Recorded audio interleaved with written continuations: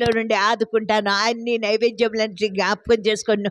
నీ దహన బలులు అంగీకరించి నీ కోరిక సిద్ధింపజేసి నీ ఆలోచన యావత్తును సఫలపరచు. నీ ప్రార్థనలని యెహోవా సఫలపరచుడని సెలవిచ్చిన నా దేవా నాయనా తండ్రి. అంతేకాదు నాయన నీ ప్రజలు నేను ఆత్మతో సత్యంతో ఆరాధించుటకు నాయన మీరు చేసిన మేళ్ళను మీరు చేసిన ఉపకారాలు తలంచుకొని నాయన నీ సన్నిధిలో నాయన నేను ఆత్మతో సత్యంతో ఆరాధించుటకు నీ ప్రజలైన వారిని నాయన తండ్రి సమకూర్చక మునుపు నీ దాసుని ద్వారా నీ పరిశుద్ధ లేఖన భాగాలను మాకు అనుగ్రహించండి నాయన. మేము దేని ద్వారా నీవేమై ఉన్నావు నాయన, నీ కార్యాలు ఎటువంటివో తెలుసుకొని నాయన మిమ్మల్ని స్తుతించి మహింపరచుకుని భాగ్యం మాకు అనుగ్రహించండి. తీసుకొచ్చిన ప్రజలను బట్టి మీకు ఇంకా రావాల్సిన వారు నాయన తండ్రి నీ ప్రజలైన వారు ఏ ఆటంకం పొందకుండా నీ సన్నిధికి నాయన తండ్రి చక్కగా నాయన దేవుని సన్నిధికి ఎప్పుడు వచ్చేది ఆయన సన్నిధి నేను ఎప్పుడు కనబడేదను అన్నట్టుగా తండ్రి నీ సన్నిధి యొక్క భాగ్యాన్ని నీ ప్రజలకు దయచేయండి. నీ ఆవడంలో ఒక్క దినము గంట 1000 దినముల కంటే శ్రేష్టం అన్నారు. నీ మందిరం మంది నివసించే వారు ధన్యులు, వారు నిత్యము నిన్ను స్తుతించెదరు అని సెలవిచ్చిన నా దేవానికి పొందాలి తండ్రి. స్తోత్రాలు. నీ ప్రజలు నిత్యం నిన్ను స్తుతించాలని మాత్రమే మా నుండి మీరు కోరుకుంటున్నారు. దాన్ని నీకు పొందాలి తండ్రి. స్తోత్రాలు. నాయన నిజమైన దేవుడు, నిత్యుడైన దేవుడు, సత్యమైన దేవుడు, ఎన్నడూ మారని మాట తప్పని దేవుడు, నిన్న నేడు నిరంతరము ఏకరీతిగా ఉన్న ఇట్టి పరిశుద్ధమైన దేవుని హృదయార నాయన తండ్రి మా కోసం ప్రాణం పెట్టావని, మా కోసం భూలోకానికి మానవుడిగా రిక్తుడిగా వచ్చావని, మాకు రావాల్సిన శిక్ష అంతా మీరు భరించారని కలువరి శిలువలో మీరు చూపించిన ఆ మిక్కుటమైన ప్రేమ ప్రతిగా ఏం చెల్లించగలం ప్రభా. మా జీవితకాలం అంతా సేవించిన స్తుతించిన రుణపాత్రలు అనుకుంటున్నావు. ఏ మంచి లేని నా ఎళ్ళ మా ఎళ్ళ నువ్వు మంచి దేవుడిగా ఉన్నావు తండ్రి, దయగల దేవుడిగా కృప. ఎన్నోసార్లు నీకు ఆయాసం కలిగించిన దుఃఖం కలిగించిన అయినను నీ దీర్ఘశాంతం చేత, నీ దయాళుత్వం చేత, నీ మంచితనం చేత మమ్మల్ని నాయనా తండ్రి సహిస్తూ వహిస్తూ నాయనా నీ బిడ్డలుగా, నీ శ్వాసగా, నీ సొత్తుగా మమ్మల్ని ఉంచుకునేందుకే నీకే వందనాలు చెల్లించుకుంటున్నాం. వచ్చిన ప్రతి బిడ్డను బట్టి వందనాలు. ప్రతి కుటుంబం యొక్క అక్కర్లు అవసరతలు మీ సన్నిధిలోంచి తీర్చండి నాయన. నీ సన్నిధిలోంచి ఆశీర్వాద సియోన్లోంచి ఆశీర్వదించుడుగా కావుతండి. నీ సన్నిధిలోనే మాకు ఆశీర్వాదాలు దీవెనలు ఉన్నాయి, సహాయం ఉంది నాయన. నాయన తండ్రి మా అక్కర్లన్నీ తీర్చబడేది ఈ సన్నిధిలోనే నాయన. స్తుతించి ఆరాధించే బిడ్డలుగా మమ్మల్ని ఇంకను సిద్ధపరచమని, దాసుని బలపరచమని, అభిషేకించి నీ పరిశుద్ధ మాటలు జీవంగల మాకు అనుగ్రహించి మీరు వచ్చిన బిడ్డలందరినీ పేరు వరుసన కుటుంబాలుగా సేవిస్తున్న బిడ్డలను బట్టి కొన్నాళ్ళు కుటుంబాల్లో రక్షణ లేని వారికి కూడా రక్షణ దయచేసి నీ సన్నిధికి వచ్చి ఆత్మతో సత్యంతో నిన్ను ఆరాధించు మరొకసారి నేను మీ ప్రజలు జ్ఞాపకం చేసుకోమని యేసు ప్రభు అతి శ్రేష్టమైన నా ప్రార్థించి స్తుతించి వేడుకొంచున్నాను తండ్రి. ఆమేన్. రండి, ఆరాధనలోకి వెళ్ళే ముందు కొద్ది విషయాలు మనం చూచి ఆరాధనలోకి వెళదాం.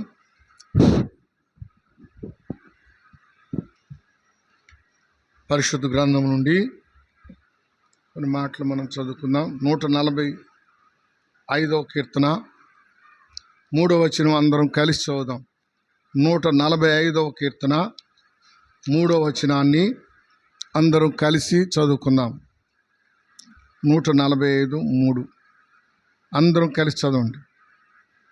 యెహోవా మహాత్మ్యము గలవాడు, ఆయన అధిక స్తోత్రము నొందదగినవాడు, ఆయన మహాత్మ్యము గ్రహింప సఖ్యము కానిది. మరలా చదవండి.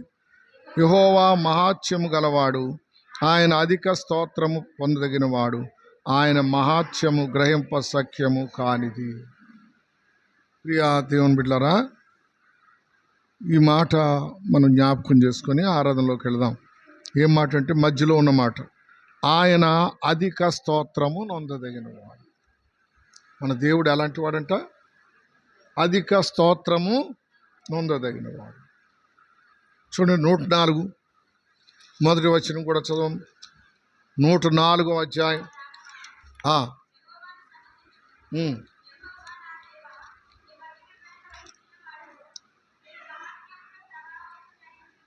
చాలమ్మ. ఏంటమ్మా? యెహోవా నా దేవా, నీవు అధిక ఘనత వహించు. మొట్టమొదటిగా ఏంటో మన దేవుడు ఎవరంట? అధిక కాదు, మొదటి ఏది చెప్పమంటే ఇది చెప్తున్నారు మీరు. అధిక స్తోత్రము నొందదగిన వాడు. రెండవది ఏంటమ్మా? అధికమైన ఘనత వహించిన వాడు.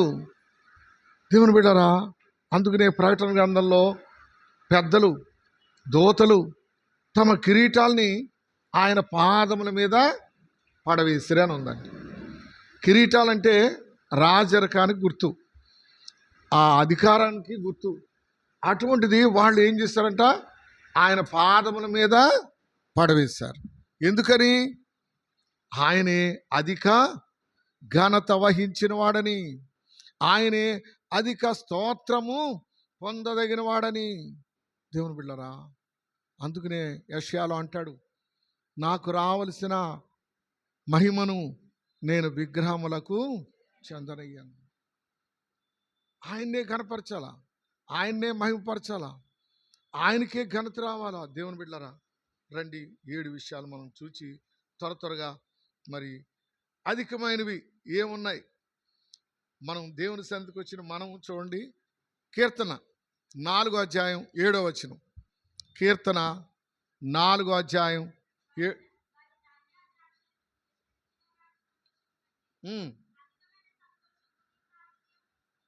చాలా ఆరాధన అంటే సంతోషంతో చేయవలసింది, ఏడ్చి చేయవలసింది కాదు. ప్రార్థనలో ఏడవాలి, ఆరాధనలో ఏడవకూడదు. ఎందుకంటే ఇక్కడ అంటాడు, వారి ధాన్య ద్రాక్ష రసములు విస్తరించిన నాటి సంతోషము కంటే ఏ సంతోషమా? అధికమైన సంతోషం, అధికమైన స్తుతి, అధికమైన ఘనత. దేవుని బిడ్డలారా, మన దేవుడు అధికమైన వాడు, అన్నిటికంటే అందరికంటే ఉన్నతమైన వాడు. దేవుని బిడ్డలారా, మనం ఆరాధించే ప్రభు సామాన్యమైన వాడు కాదు. ఆయన వర్షాన్ని ఆపగల శక్తిమంతుడు, లేకపోతే ఎంతమంది ఆపదు. ఇందాక వచ్చిన వర్షం చూస్తే అబ్బా వచ్చేస్తున్నా బాబు వర్షం అనుకున్నారు, కానీ దేవుడు వర్షాన్ని ఆపగల శక్తిమంతుడు. ఆయన సముద్రాన్నే పాయలుగా చేసి నడిపించినవాడు, 6 నెలలు నడిపించినవాడు. ఆయనకి ఇదో లెక్క. దేవుని బిడ్డలారా, ఎంతమంది తమ హృదయాల్లో ఏమనుకున్నారు చెప్పండి? ఇందాక వర్షం వచ్చినప్పుడు ప్రార్థన చేస్తాం, ప్రభువా మరి సరైన సమయంలో వర్షం వస్తుంది, సరే అది వచ్చేటప్పుడు అదే దేవుని ప్రజలు వచ్చే సమయం. నిజమే, సాతానికి తెలుసు అండి మనము జయిస్తామా లేదా అని. యేసు ప్రభు వారు వచ్చేది కూడా ఎందుకో తెలుసా? జయించు వారిని కొనుక్కోవడానికి. అంటే యుద్ధం చేసి జయించడం కాదు, శరీరం మీద, సాతాను మీద, అంధకార శక్తుల మీద, మన లోకం మీద మనకేం కావాలమ్మా? ఏమా? జయం కావాలి. దేవుని బిడ్డలారా, జయించలేరు చాలామంది, దేవుని సన్నిధిని ప్రేమించలేరు, దేవుని సన్నిధిని కనబడలేరు. సరే, రెండో విషయంలో చెప్తాం. రండి, యెషయా గ్రంథం 29వ అధ్యాయం 19వ వచనం. యెషయా 29:19.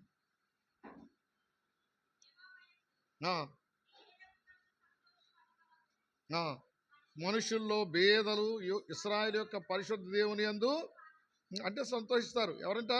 మనుషుల్లో భేదలు ఇశ్రాయేలు యొక్క పరిశుద్ధ దేవుని యందు, యెహోవా యందు దీనులకు కలుగు సంతోషము. ఎప్పుడండి?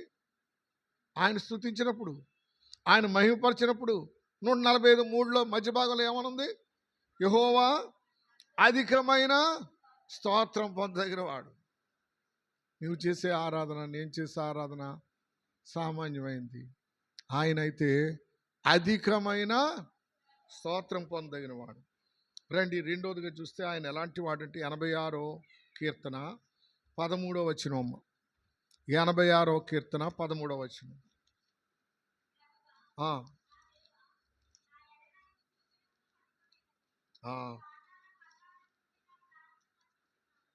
చాలమ్మా. ప్రభువా నా దేవా, నా ఎడల నీవు చూపిన కృప అంటే ఇందాకేంటమ్మా? అధికమైన సంతోషం, అధికమైన కృప. అందుకని పౌలు చెప్తాడు, నేనేమై ఉన్నానో అది దేవుని కృప వల్లనే. మేము వచ్చామంటే ప్రభు అది నీ కృప అని చెప్పాలి ఇప్పుడు ఆరాధనలో, లేకపోతే రాలేం. వర్షం నిజమే, కష్టమే, మరి కొంత అనానుకూల పరిస్థితే. అయినా కానీ అనానుకూల పరిస్థితుల్లోనే దేవుని సన్నిధికి రావాలి. అదే మనకి దేవుడు ప్రతిఫలం ఇస్తాడు. ఆయన ఎవరిని కూడా వట్టినే ఆయన చూడండి, ఆయన ప్రతిఫలం ఇచ్చే దేవుడు. ఆయన తనకు చేసిన కార్యం దేనికైనా ఆయన ప్రతిఫలం ఇస్తాడు. దేవుని బిడ్డలారా, చిన్నది ఏంటమ్మా, గిన్నెడు చన్నీళ్ళు ఇస్తేనే వారి ఫలం వారు పోగొట్టుకోండి. కాబట్టి అధికమైన సంతోషంతో దేవుణ్ణి ఆరాధించాలి. అధికమైన కృపించినందుకు మనం ఏం చేయాలమ్మా, ఆరాధించాలి. చూడండి, మొదటి రాజులు 3:6. మొదటి రాజులు 3:6. మొదటి రాజులు 3:6.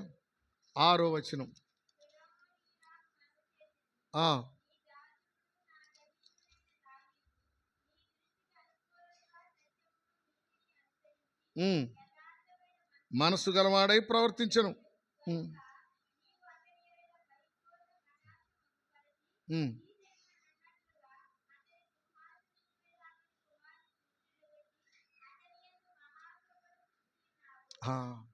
అతని యందు ఇందాక ఏం కృప చదివామా, అధికమైన కృప అంటాడు కీర్తనాకారుడు. ఇక్కడ అంటాడు మహాకృప నువ్వు. అంటే మహాకృప అంటే అర్థం అధికమైన కృప. దేవుని బిడ్డలారా, ఆయన కృపలేనిదే నీవు నేను జీవించలేము. ఆయన కృపలేనిదే. అగో చిన్నతల్లి 2 ప్యాకెట్లు పట్టుకొని వస్తుంది. ఎవరమ్మా? అబ్బులు గారు మనవరాలు చింతల్లి 2 ప్యాకెట్లు పట్టుకుని వచ్చేస్తాడు, నవ్వుతా తప్పులు కొడుతుందమ్మో. దేవుని బిడ్డలారా, ఎందుకంటే దేవుడిచ్చిన సంతోషం, దేవుడిచ్చిన మరి వాళ్ళ తాతయ్య గారే కొంటారు, వాళ్ళ నాన్నగారే కొంటారు, నాకు తెలియదు. కానీ ఒరే ఏంటో చిన్నోడా, ఈయనేం పెద్దోడైపోయాడండి, ఈయన సండే స్కూల్కి వెళ్ళమంటే వెళ్తలేదు. ఆయన ఎందుకంటే ప్యాంట్లో షర్ట్లో ఆయన వేసాడు. సరే దేవుని బిడ్డలారా, అధికమైన సంతోషంతో మనం దేవుని సన్నిధికి రావాలి. అధికమైన కృపించినందుకు మనం ఆయన్ని ఆరాధించాలి. చూడమ్మా, మూడవదిగా యెహెజ్కేలు 36:11. యెహెజ్కేలు 36:11. యెహెజ్కేలు 36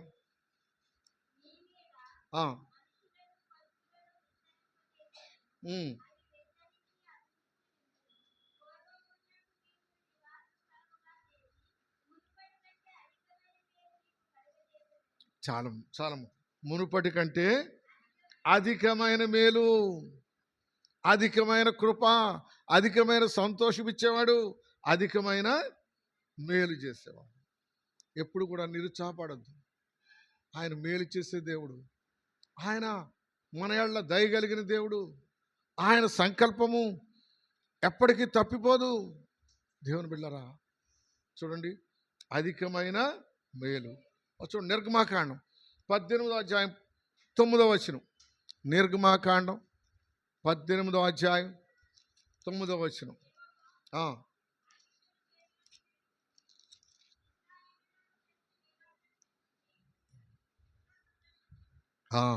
ఏంటమ్మా, ఇశ్రాయేలీయులకు చేసిన మేలంతని గూర్చి ఇత్రో అంటే ఎవరండి? మోషే మామయ్య గారు. ఆయనంట ఇశ్రాయేలుకు చేసిన మేలును బట్టి ఏం చేస్తాడమ్మా, సంతోషం. మన ప్రజలకు అంటే దేవుని ప్రజలకు మేలు జరిగినప్పుడు మనం ఏం చేయాలా? సంతోషించాలి, స్తుతించాలా. నీకు చేసిన మేలును బట్టి నీవు ఆరాధించడం కాదు, నీ సోదరునికి లేక నీ సహోదరికి జరిగిన మేలును బట్టి కూడా ఏం చేయాలి? మనం ఆరాధించాలి. అందుకనే నేను మా జుంటి పాస్ అయినందుకు అక్కడ చేసుకోవాలి. అసలు అక్కడ చేసుకోవడం కాదు, ఇక్కడ దేవుని ప్రజలతో నేను కూడా ఏం చేయాలా? సంతోషం. దేవుడిచ్చిన అధికమైన సంతోషాన్ని బట్టి, అధికమైన కృపను బట్టి, అధికమైన మేలును బట్టి మనం దేవుని యందు కృతజ్ఞత కలిగి ఉండాలి. ఆయన అధిక స్తోత్రము పొందదగిన వాడు, అధికమైన ఘనత వహించిన వాడు. మర్చిపోవద్దు. రండి, 2 కొరింథీ 3 2 కొరింథీ 3 18. 2 కొరింథీ 3:18 చదవమ్మా.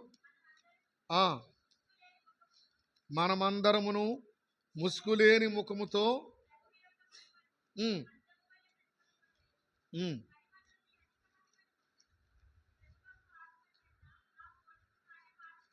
ఆ, ప్రభువగు ఆత్మచేత ఆ పోలికగానే మార్చబడు. ఏ పోలిక? అపోస్తలుడైన పౌలు చెప్తాడు, నేను క్రీస్తు స్వరూపము మీ యందు ఏర్పడే వరకు. మనలో ఏ రూపం ఉంటుంది దేవుని బిడ్డలారా? ఆయన ఆశ, అపోస్తలుడైన పౌల ఆశ. ఆయన గురించి ఎంత చక్కని మాటలు రాయబడ్డాయంటే, 2 సంవత్సరములు అద్దీంట్లో కాపురం ఉండి తన యొద్దకు వచ్చి వారందరినీ ఏం చేసినట్టమ్మా? సన్మానించాడట. తన యొద్దకు ఆయన ఉండేదేమో అద్దింట్లో, ఇల్లు లేదు ఆయనకి, వాకిల్ లేదు, సొంతంగా ఏమీ లేదు. అయినప్పటికి కూడా ఆయన గురించి రాయబడిన మాట, ఆయన ఎక్కడుండేవాడు? స్నేహితుల దగ్గర ఉండేవాడు. ఎవరా స్నేహితులు? అకుల, ప్రిస్కిల్ల. వారితో పాటు డేరాలు కుట్టేవాడు, పని చేసేవాడు. తన యొద్దకు వచ్చి వారందరికీ కూడా ఏం చేసేవాడంట? సువార్త ప్రకటించి వారిని సన్మానించేవాడని రాయబడింది. ఎప్పుడైనా మనం దేవుని బిడ్డలను సన్మానిస్తున్నావా? అమ్మో, సాలువ కప్పి సన్మానించడం కాదు. అది కాదు సన్మానం అంటే. గౌరవంగా చూడడం, ప్రేమగా చూడడం, ప్రేమగా మాట్లాడడం. దేవుని బిడ్డలారా, అందుకని ఈ దినము చిన్న మెసేజ్ నేను సిద్ధపడ్డాను. అధికమైన కృప, అధికమైన మహిమకు మనల్ని ఆయన ఏం చేస్తున్నామా? పాత్రులుగా చేస్తున్నాడు. అదే ఆయనుండు నేనుండు స్థలములో మీరును ఉండులాగున. ఎంత గొప్ప సంగతి అండి! దేవుడు ఉండే స్థలం అంటే ఏంటనుకుంటున్నారు? ఆయన బంగారు సింహాసనం మీద కూర్చొని ఆయన ఆసీనుడై ఉండి పరిపాలన చేస్తాడు, స్తుతి పొందగలుగుతాడు. మనము ఆ రాజ్యంలో ప్రవేశిస్తే చేయవలసిందల్లా ఒకటేనండి, ఎల్లప్పుడూ దేవుణ్ణి ఏం చేయాలంట? స్తుతించాలి, ఆరాధించాలి, గణపరచాలి. అదే మనం పరలోక రాజ్యంలో చేయవలసింది. అందుకని చూడమ్మా, రోమ 11:36 కూడా చూడమ్మా. రోమ 11:36 వచనం.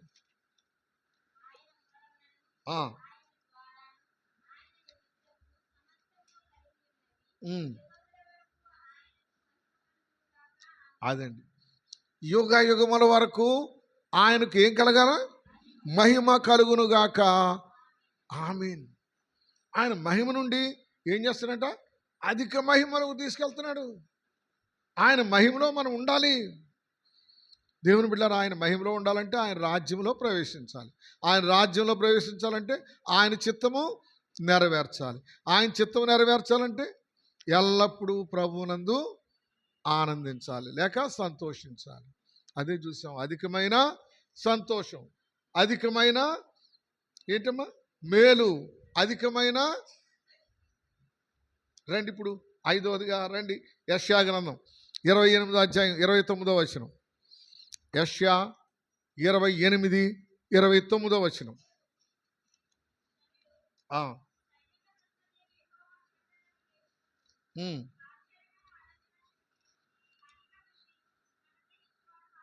చాలము. ఆశ్చర్యమైన ఆలోచన శక్తియు అధిక బుద్ధియు అనుగ్రహించేవాడు ఆయనే. ఎందుకంటే మానవులమే మనము బుద్ధి లేని వారము, అనేక సార్లు తప్పిపోయే వారము. బుద్ధి లేదు అంటే మంచి బుద్ధి లేదని, బుద్ధి ఉంది కానీ మంచి బుద్ధి ఉండదు. ఈర్ష్య, ద్వేషము, పగ, అసూయ ఇవన్నీ పెట్టుకుంటే మంచి బుద్ధి ఎలాగవుద్దండి? దేవుని బిడ్డలారా, అందుకనే దేవుడు అంటున్నాడు, సైన్యములకు అధిపతి యెహోవా చేత దాన్ని నేర్చుకొందురు. ఏటమ్మా? ఆశ్చర్యమైన ఆలోచన శక్తియు అధికమైన బుద్ధి. చక్కటి పాట ఉంటుంది, బుద్ధి జ్ఞానముల బుద్ధి జ్ఞాన సర్వ సంపదలు నిదానములే ప్రేమ స్వరూపి. బుద్ధి జ్ఞాన సర్వ సంపదలు నిదానములే ప్రేమ స్వరూపి. జగమును సృష్టించి నిర్వహించువాడవు, జగమును సృష్టించి నిర్వహించువాడవు. జ్ఞానమునకు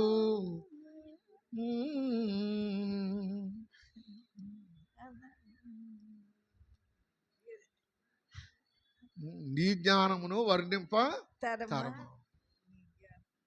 ఆయన బుద్ధి జ్ఞానముల సర్వ సంపదలు ఎక్కడున్నాయండి? ఆయనకి కావాలంటే ఎక్కడికి రావాలా? ఆయన దగ్గరికి రావాలి. లేకపోతే బుద్ధి లేనివాడుగానే ఉంటాం, జ్ఞానం లేనివాడుగానే ఉంటాం, దేవుని సన్నిధి అంటే లెక్కలేని వారంగానే ఉంటాం, తృణీకరించే వారంగా ఉంటాం. దేవుని బిడ్డారా, జాగ్రత్త. తృణీకరించడం అంటే ఆయన గురించి రాయబడిన మాట ఎవరండి? దేశిది మరి ఎవరమ్మా? కయీను. కయీను, హేబెలు. తర్వాత ఇంకొక ఆయన ఉన్నాడు కదా, జ్యేష్ఠత్వాన్ని యాసావు. జ్యేష్ఠత్వాన్ని ఏం చేశాడంట? ఆయన తృణీకరించాడట. తృణీకరించలేదండి, ఆయన అమ్మేసుకున్నాడు. దేనికి అమ్మేసుకున్నాడు? చిక్కుడుకాయల కూరకు అమ్మేసుకున్నాడు. ఎంత ఎంత విచారకరమో చూడండి. ఆఫ్టర్ ఆల్ చిక్కుడుకాయల కూరకు ఆశపడి ఆయన జ్యేష్ఠత్వాన్ని అమ్మేశాడు. దానికోసం కాచు కూర్చున్నాడు ఎవరు? యాకోబు గారు. ఆయన మొదటి నుంచి పుట్టక ముందు నుంచే ఆశ ఏంటి? జ్యేష్ఠుడిగా ఉండాలని. ఎందుకంటే జ్యేష్ఠుడే శ్రేష్ఠుడు. జ్యేష్ఠుల సంఘం ఎవరిదంట? జ్యేష్ఠుల సంఘం అంటాడు అపోస్తలుడైన పౌలు. దేవుని బిడ్డలారా, కాబట్టి అధికమైన బుద్ధి మరి ఎవరికి ఉందమ్మా? దానియేలుకు ఉంది. దానియేలు 5వ అధ్యాయం 12వ వచనం ఒక మాట చూడమ్మా. దానియేలు 5వ అధ్యాయం 12వ వచనం.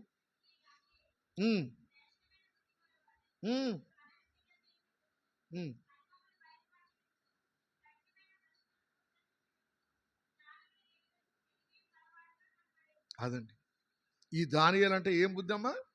శ్రేష్టమైన బుద్ధి. జాగ్రత్త, బుద్ధి లేని వాళ్ళారా, బుద్ధి తెచ్చుకోండి. ఏ బుద్ధి అమ్మా? శ్రేష్టమైన బుద్ధి. బుద్ధి ఉంది మన అందరికీ, కానీ శ్రేష్టమైన బుద్ధి ఉందా లేదా? దేవుని బిడ్డరా, మరి దేవుడు మనకి ఇచ్చేది ఏంటి తెలుసా? అధికమైన, యెషయాలో చెప్తున్నాడు, అధికమైన బుద్ధి, అధికమైన ఆలోచన శక్తి. చూడండి 147వ కీర్తన 5వ వచనం. 147 5వ వచనం. కీర్తించుడి.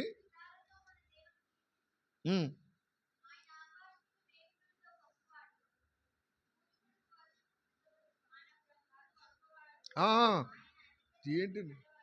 అయ్యయ్యి, మీ తెలియదు, మన ప్రభు గొప్పవాడు, ఆయన అధికమైన శక్తి గలవాడు. అధికమైన శక్తి గల దేవుడు. ఆయన ఏదైనా చేయగలడు. ఉన్నది లేనట్టు, లేని ఉన్నట్టు చేయగల దేవుడు. నీవు ఎంత తగ్గిపోయినా మరలా నిన్ను ఏం చేయగలడు? హెచ్చించగలడు. నువ్వు ఎంత కృంగిపోయినా ఆయన నిన్ను మరలా లేవనెత్తగలడు. దేవుని బిడ్డలారా, కనుకనే ఎల్లప్పుడూ ఏం చేయాలంటే ప్రభువునందు ఆనందించుడి. మరలా చెప్పుదును, ఆనందించుడి. మీ సహనమును సకల జనులకు తెలియబడి. అది ప్రాముఖ్యమైన మాట. కాబట్టి దేవుని బిడ్డలారా, అధికమైన శక్తి ఎక్కడుందమ్మా? అధికమైన శక్తి ఏంటో అబ్రహాం చెప్తున్నాడు. హెబ్రీ 11వ అధ్యాయం 17వ వచనం చూడమ్మా. హెబ్రీ 11వ అధ్యాయం 17వ వచనం. హెబ్రీ 11:17.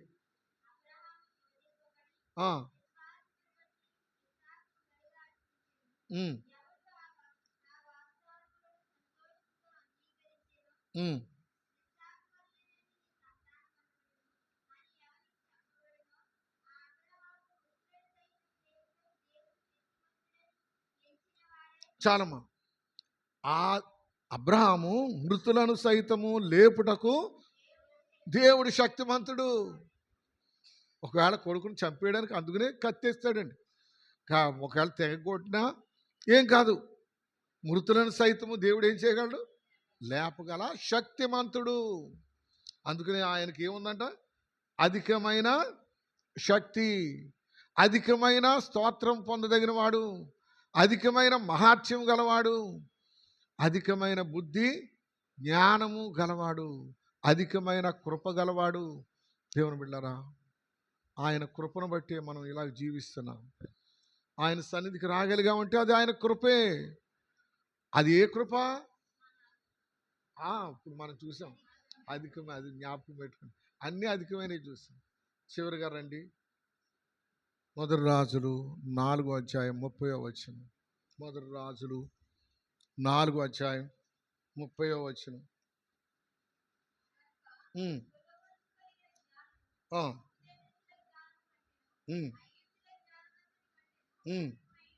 అదండి, తూర్పు దేశపు జ్ఞానుడి కంటేను జ్ఞానం కంటేను ఐగుప్తీయుల జ్ఞానం. ఏంటమ్మా ఐగుప్తీయులు? గొప్ప జ్ఞానవంతులు, ఇప్పుడు కూడా ఉన్నారు. వాళ్ళు ఐగుప్తు దేశంలో ఉన్నాడంటే ఇప్పుడు ఒక ఆయన పేరు కూడా ముస్లిము, ఆయన అంటున్నాడు నేనే యేసు ప్రభును, నేనే దేవుణ్ణి. మీరు టికెట్ కొనుక్కుని వెళ్తే అక్కడ వీసా కూడా ఏం అక్కలేదంట, అక్కడే ఇస్తారంట డబ్బులు కడితే. అతను చూడొచ్చు అని చెప్తున్నాడు యూట్యూబ్లో మన ఒక దైవజనుడు. ఐగుప్తు అంటే చాలా జ్ఞానానికి ప్రసిద్ధి అండి, ఐగుప్తు గుర్రాలకు ప్రసిద్ధి అండి, ఐగుప్తు ఇంక దేనికమ్మా పిరమిడ్స్కి ప్రసిద్ధి. అక్కడ కట్టిన కట్టడాలు, ఆ రాళ్ళు చూస్తే మతిపోద్దంట, అందుకనే చూడడానికి తెగ పరిగెట్టేస్తుంటారు మనవాళ్ళు. చూచుడు చేత కన్నులకి ఏమి లేదమ్మా, రూపా తృప్తి లేదు. నువ్వేం ఐగుప్తు చూసినా లేకపోతే ఇశ్రాయేలు దేశం చూసినా ఏం కాదు, మళ్ళా ఇంకోటి చూడాలని ఉంటుంది. అమెరికా వెళ్తే బాగుంటుంది, ఏం చింతాలి అంతరా చూస్తుంది ఇలాగే. కాబట్టి చూచుడు, అందుకని బైబిల్ చెప్తుంది చూచుడు చేత కన్నుకి ఏమి లేదమ్మా తృప్తి లేదు, తినుడు చేత నోటికి ఏమి లేదమ్మా తృప్తి లేదు. నిజమైన తృప్తి ఎక్కడంటే దేవుని యొక్క సన్నిధిలో, ఆయనలో ఆనందించుట్లో. కాబట్టి మీరు 3 రోజులు ప్రార్థన అంటే మళ్ళానేమో మా వాళ్ళు 2 రోజులు పెట్టారు సెలవుల్లోనే. అయినా ప్రభు చిత్తం అయితే ఒక 2 రోజులైనా మనం ప్రార్థన చేసుకోవాలి. ఎందుకంటే మనం అనుకున్నాం ఏం కాదు, ఊరికే ప్రార్థన చేసుకుని దేవుని సన్నిధిలో కనబడ్డాం. ఎన్ని దినాలు అనుకున్నామో శాంతకుమార్ గారు? 3 దినాలు అనుకున్నాం. 3 దినాలంటే అయ్యి బాబు ఎక్కడరా బాబు 3 దినాలు హాయిగా సెలవుల్లో కూడా బతకనేవరా మమ్మల్ని. కాదండి, మనం బ్రతకాలంటేనే దేవుని సన్నిధికి రావాలి, మనం జీవించాలంటేనే దేవుని సన్నిధిలో ఉండాలి. కాబట్టి దేవుని బిడ్డలారా, ఏంటమ్మా అధికమైన జ్ఞానం, అధికమైన జ్ఞానం ఎవరికి ఉందమ్మా? సొలొమోనుకండి. చూడండి, మొదటి రాజు 4వ అధ్యాయమే 34వ వచనం చదవరా. 34వ వచనం, ఇంకా చాలా చదవచ్చు.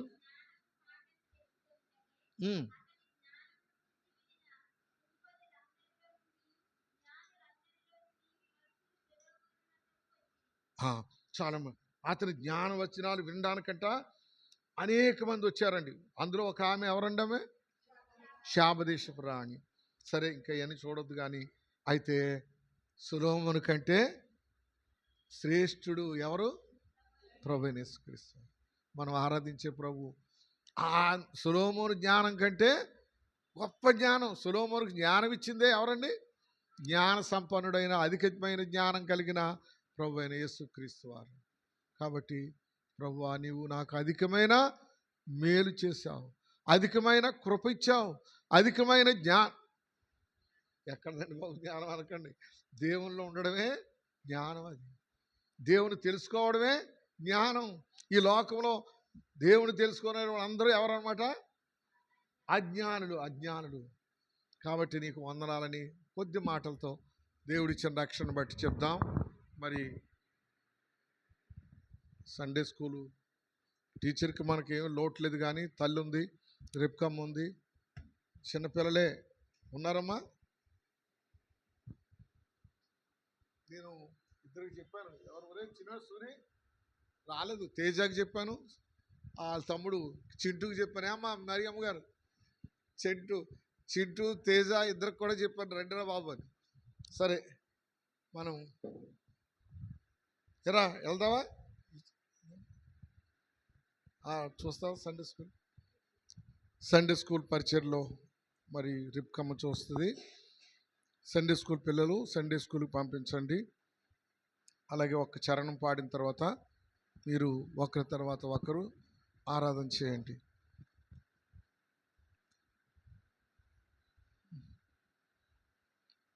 దూతగణములెల్లా ఆరాధించిరిగా పరిశుద్ధుడు సైన్యముల యెహోవని దూతగణములెల్లా ఆరాధించిరిగా పరిశుద్ధుడు సైన్యముల యెహోవని